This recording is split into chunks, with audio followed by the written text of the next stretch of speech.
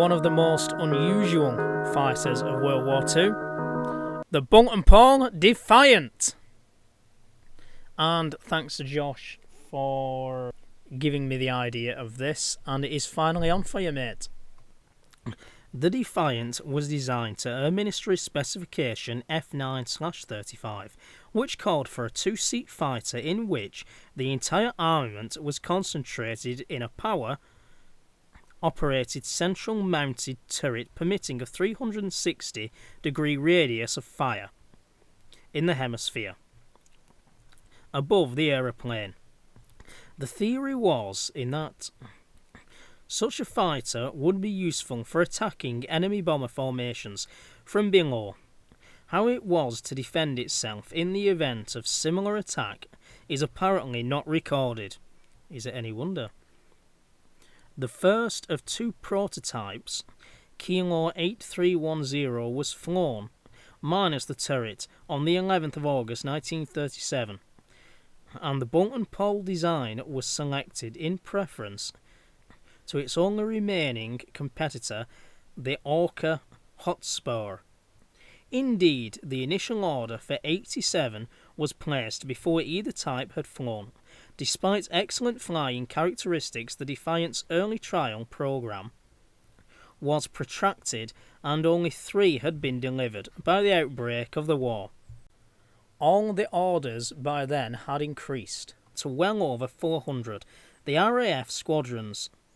The first RAF squadron to equip with the Defiant Mark I day fighters with 1,300 horsepower Merlin 3 engines was number 264 Squadron, and if I'm correct, that was the highest scoring Defiant squadron.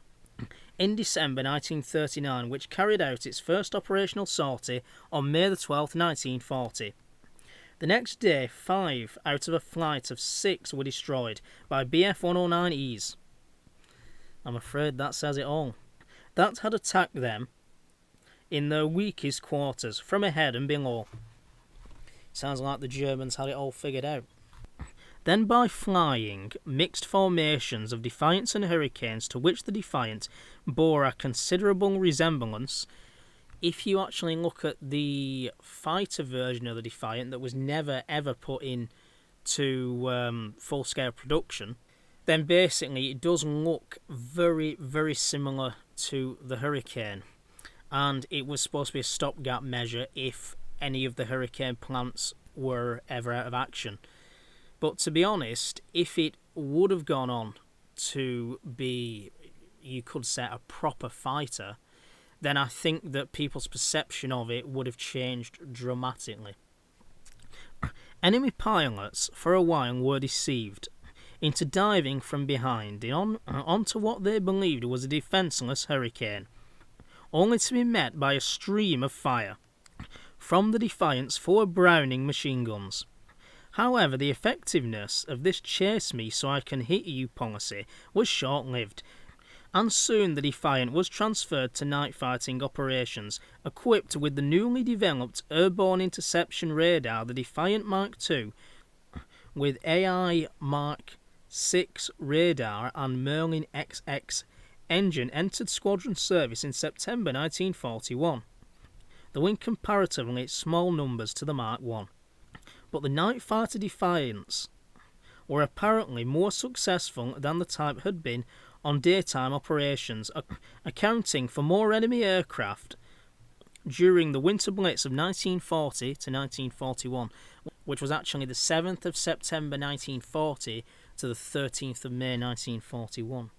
Than any other type. 207 Defiant 2s were built, compared to 713 Mark 1s. In 1942, however, the Defiant's role as a fighter ended.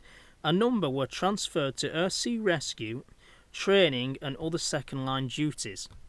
But the main task ahead of the aircraft was now that of a target tug. 140 Defiant 3s were manufactured without turrets for this role, in addition to which many more ex-fighter Mark 1s and 2s were converted to similar configuration.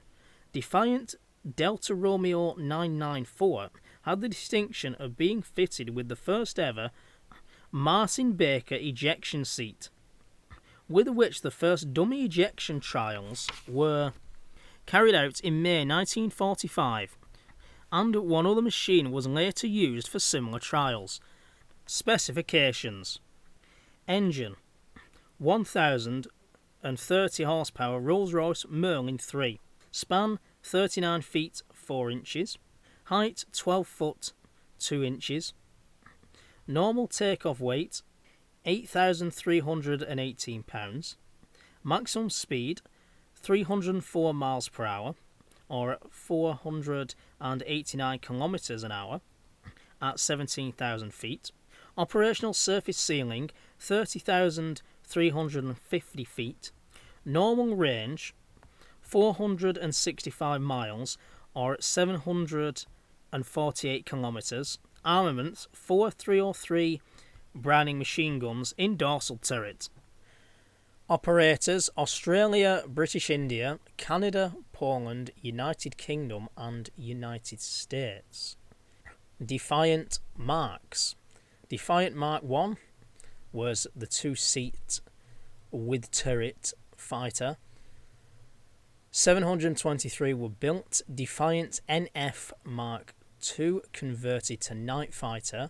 Defiant NF Mark 1A with airborne interception radar. Defiant ASR Mark 1. Mark 1 carrying airdropped dinghies for Earth Sea Rescue.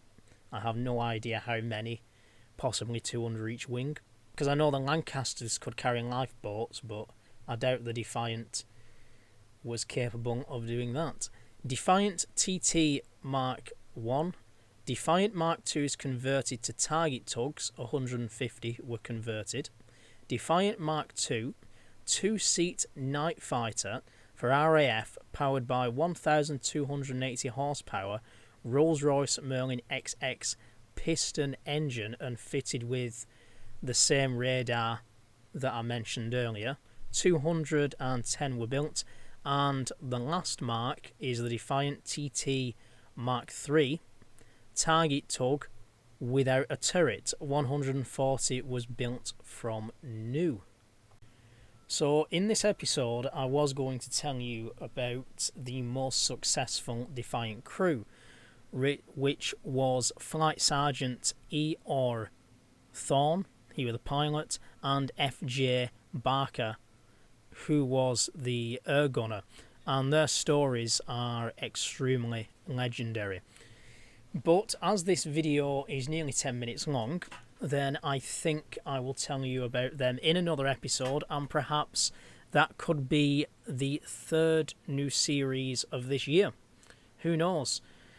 I'm glad that Josh still watches the channel. I know he's waited over 6 weeks for this video, but at the end of the day, we've had a lot going on. I'm not seeing my girlfriend this weekend, which means I can get another video out on Saturday. That video is going to be edited Friday night, so that's definitely coming out on Saturday. And also my firearms channel, fingers crossed, that will come online later this month. So have a good one, and I will speak to you on Saturday. Ta-da!